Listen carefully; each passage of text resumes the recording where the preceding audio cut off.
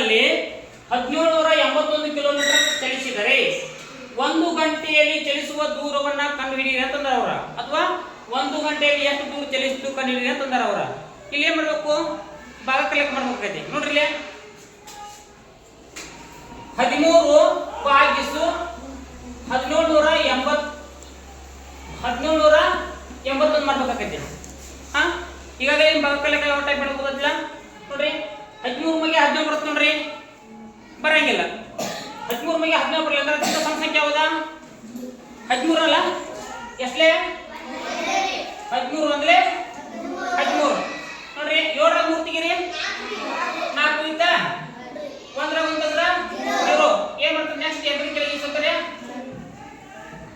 13 ಮಗೆ 48 ಬರುತ್ತೆ ನೋಡ್ರಿ. 13 ಮಗೆ 48 ಬರಂಗಿಲ್ಲ.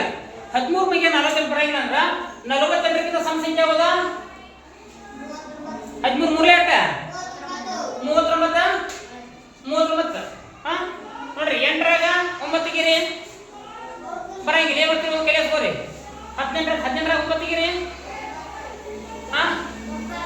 9 ಐತಾ ಒಂದು ಕೈಲ ಕೊಡ್ರಿ. 4 ರ 4 ತೆಗ್ರ 0, ಒಂದು ಕೈ ಇಸ್ಕೋರಿ.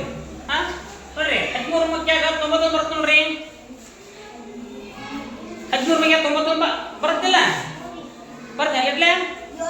13 7 91 13 7 91 1 ರ 1 0, 9 ರ 9 0 ಅಂದ್ರ ಒಂದು ರೈಲು 13 ಗಂಟೆಗಳಲ್ಲಿ 1781 ಕಿಲೋಮೀಟರ್ ಚಲಿಸಿದರೆ 1 ಗಂಟೆಯಲ್ಲಿ ಚಲಿಸುವ ದೂರ ನೋಡ್ರಿ.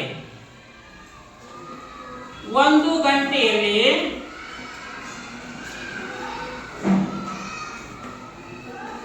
ಚಲಿಸಿದ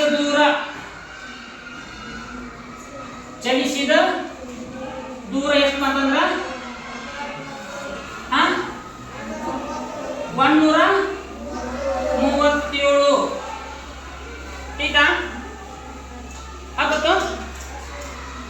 1 ಗಂಟೆಗೆ ಅಂದ್ರೆ 1 ಕಿಲೋಮೀಟರ್ ಒಂದು ಗಂಟೆಗೆ ಚಲಿಸಿದ ದೂರ 137 ಕಿಲೋಮೀಟರ್.